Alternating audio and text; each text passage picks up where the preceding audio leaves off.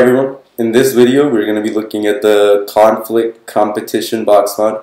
We're going to go over what comes in the box, how you can use it, and how you can take care of it, maintenance and everything like that.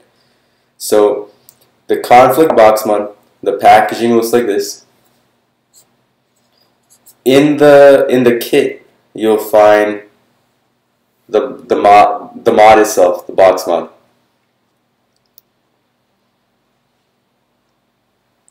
You'll find a charging cable, a USB charging cable. It's not going to have a wall adapter, so that will need to be purchased separately if you plan on putting it into the wall or not your laptop or anything like that. It'll come with an instruction manual, and it'll also come with a little adapter for female tanks, and I'm going to show you what that means really quick. So you'll notice that I have two tanks sitting here. But if you look on the bottom, you see how this one protrudes out and this one is sitting. So this one's out, this one's in. The one that's sticking out, that's called a male 510. This one is called a female 510. That's because this one's protruding out, this one is sitting in. So if it's sticking out, male 510. If not, female 510. So if you're going to use the female tank, the female 510 tank, then you will use this adapter. If you're going to use the male, if you're going to use a tank with a male 510, you don't need to use that adapter. Let's see how you turn it on. So to turn it on, you take that power button and you hit it 5 times. 1, 2, 3. So it's already on. Let me turn it off. So it's off right now. To turn it on, you hit it 5 times. 1, 2, 3, 4, 5. And it will come on. And you'll notice it's saying 5.7 volts. On this mod, the volts you can change and the watts you can change. To switch between volts and watts, the power button you hit 3 times. 1, 2, 3. And now it's saying 15 watts. To go back to volts, 1, 2, 3. Now you're back into volts. How you change it is there's a minus and plus button. So let's see the lowest that it goes to.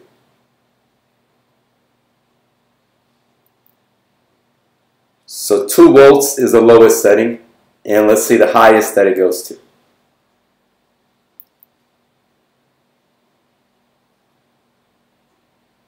Eight volts is going to be the highest volt setting. We're going to leave it at 4.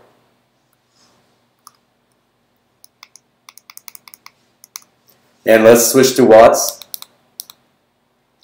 Now we're back into watts, and the way you do it again is you hit the power button 3 times. The lowest watts is also going to be 2 watt setting. And the highest watt setting is going to be 30 watts. We're not going to go that high, but it does go up to 30 watts. That's the max that it pushes out. We're going to leave it at 15.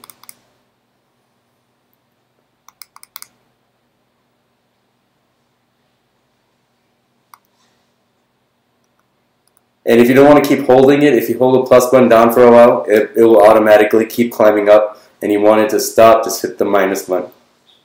So when you buy your mod for the first time, I recommend setting it to a lower voltage and a lower wattage. And then after you use your tank, you can slowly build up. You might have to check the specifications on your tank, but on a normal atomizer, e-juice atomizer, you don't want to have it sitting at 30 watts because that most likely will short out your tank. So you want to start at a lower voltage, lower wattage, and then go from there. But you don't want to start at a higher voltage, higher wattage, because that might short up your tank if you don't know its specifications. Something else that is good for is, if you heard of the Yocon Beta e-nail, that's an e-nail for essential wax products. That needs a mod that works at 30 watts, and this would be a great mod for use with that. And then when you're not using it with the Yocon Beta e-nail, you can use it with any e-juice tank, any drip tank, anything like that. So if you're going to be using a tank with a male 510, we can just screw it right on. And when you want to use it, we'll hold the power button.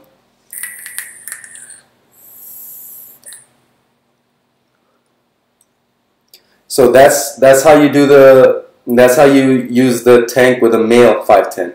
Now to use a tank with a female 510, in the mod you have this little adapter. You're going to screw it on first, and then you're going to put your tank over on the adapter. And this is again the female 510.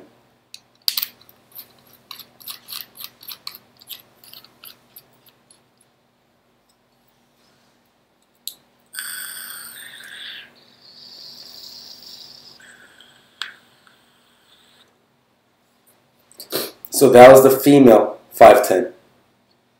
Now, if I don't tighten this completely, if I loosen it a little bit,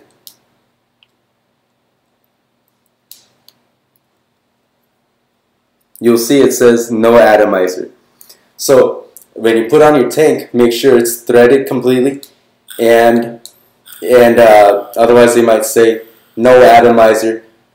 And something else that it does is it counts it. So as long as you hold the button, you see the count going on, it's going to count it, and after 10 seconds it's going to shut off. So that's the protection that's built into the mod battery. So if you hold it over 10 seconds, it shuts off, and that's called the overpuff duration. That's meant to protect the battery and your tank. And if the atomizer is not completely on there, it will say no atomizer. If the atomizer is running low, it will say atomizer resistance low. If the resistance is running low, whether it's not compatible, it might say low resistance.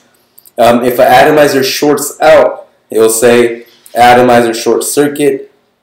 And if there's anything wrong, and if it feels like there's a current problem, it's going to say over current protection, and it'll turn off.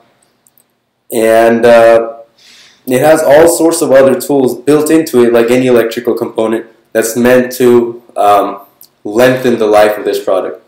It's a pretty cool product since it has variable voltage, variable wattage. It comes with a female adapter.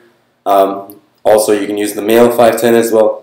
A full charge on the conflict box mod does take up to 4 hours, so keep that in mind. When you get it, it might not be fully charged out of the box. And when the battery is running low, the light will glow red. It does have an OLED display. That's the display in here. OLED just basically means it's easy to read. It's one of the newest things on the mods, the OLED display. And the second thing, that's also a feature that you're not going to find in many other mods, that it counts the length of the puff duration. So if you are a box enthusiast, and even if you're new to box mods and you don't want something that's too complicated, or if you're somebody who has been using mods for a while, this is a mod that basically satisfies everybody's needs. Variable voltage, variable wattage, easy to use, no IMR batteries, and very simple. So if you're looking into getting mods, or if you have been into mods for a while, this is definitely a mod that anybody in electronic cigarettes or anybody into the vaping culture does need to check out. It's called the Conflict Box mod.